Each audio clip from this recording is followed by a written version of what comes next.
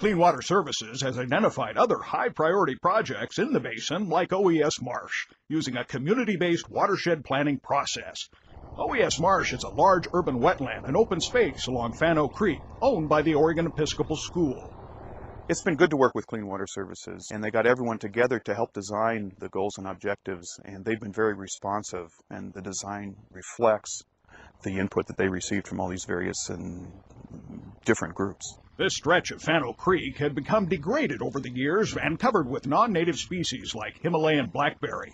The banks were eroding, and the stream channel was deepening and separating from its floodplain, classic signs of a stream system that is out of balance.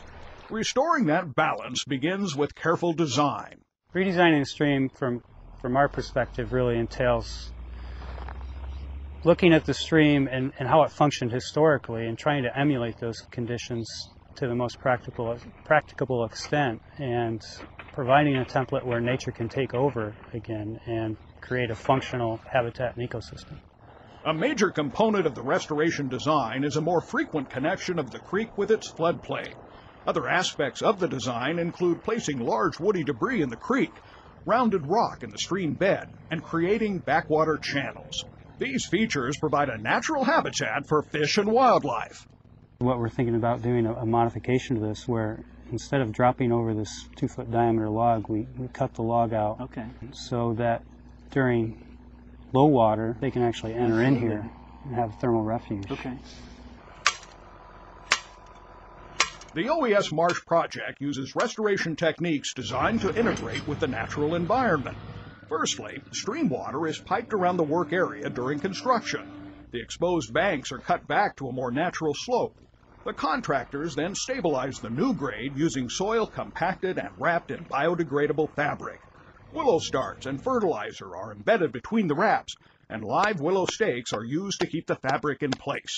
New willow roots will quickly establish themselves and begin to stabilize the bank as the fabric biodegrades over time. They're pretty prolific once they take off, and you'll see within even a growing season, a stream bank treatment will become very, very lush. Leafy shaded banks will provide habitat for wildlife and shaded cool water for fish. The OES Marsh team has placed round pebbles in the stream bed to make habitat for spawning and macroinvertebrates. Large root wads are put in the stream to recreate natural stream conditions. Historically, the wood would fall across the stream and redirect it and move the stream around, but we really don't have much wood left back in the stream. So we're reintroducing that. That provides local hydraulics that tend to create pools. As water pours over that woody debris, it tends to scour a pool just downstream, providing habitat for fish. Flooding in our urban areas can be disastrous to homeowners. However, flooding is a natural part of the life cycle of a stream. By reconnecting streams like Fano Creek to their floodplain in natural areas, we can lessen the chance of harmful flooding elsewhere. At OES Marsh, a couple of meander banks have been lowered, allowing more floodwater to get onto the floodplain. When you have a stream imbalance, the stream breaches its banks, and all of those flood stresses are relieved out onto the floodplain. And we're trying to mimic that a bit with this project. Homeowners who live adjacent to streams are important watershed stakeholders and need protection from flooding. They can also be a great resource for restoration. Fano Creek needed restoring between Rambler Lane and Bowman Parkway. The Rambler-Bowman project on Fano Creek was really a challenge for Clean Water Services. It was very tightly hemmed in. There weren't a lot of access points. We worked very closely with the neighborhood there to try to figure out how we design that site. And also we talked to the neighbors about where we could get access. And Jack Hansen provided us an opportunity to stage the project in his backyard. Jack's backyard was the base from which the stream banks were regraded and side channels were carved. Once restoration was complete, the crew focused their efforts on Jack's yard. The final outcome was wonderful. You would never know that there had been a construction project here. We're very pleased with the way that the yard was left. Much better than when we started, is our feeling.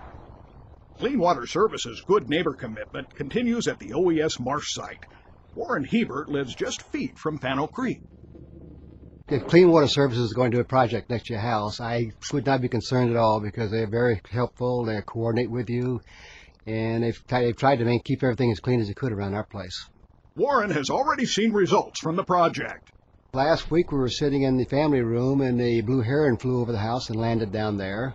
But the blue heron, I'd like to see those come back. They're beautiful. Large privately contracted projects such as OES Marsh can have a very visible impact. In addition, Clean Water Services uses their own field crews to work on smaller stream restoration projects. Mike McCallan's team are working on a stretch of Johnson Creek at Summercrest Park. The work that we're doing here on this stream is adding some woody debris into the creek for habitat and helping bank stabilization. Over time, the enhancement of Johnson Creek will include native plantings and adding step pools to the stream. After 30 years in construction, Mike enjoys the chance to restore natural areas. I've done just about everything from building the subdivision to installing the sewer lines to building the roads. Mainly all I was doing is doing everything above these creeks. And now I see that this is such a good thing for the fish habitat, the other habitat that's around it, and making something really nice that the people enjoy. It's fun.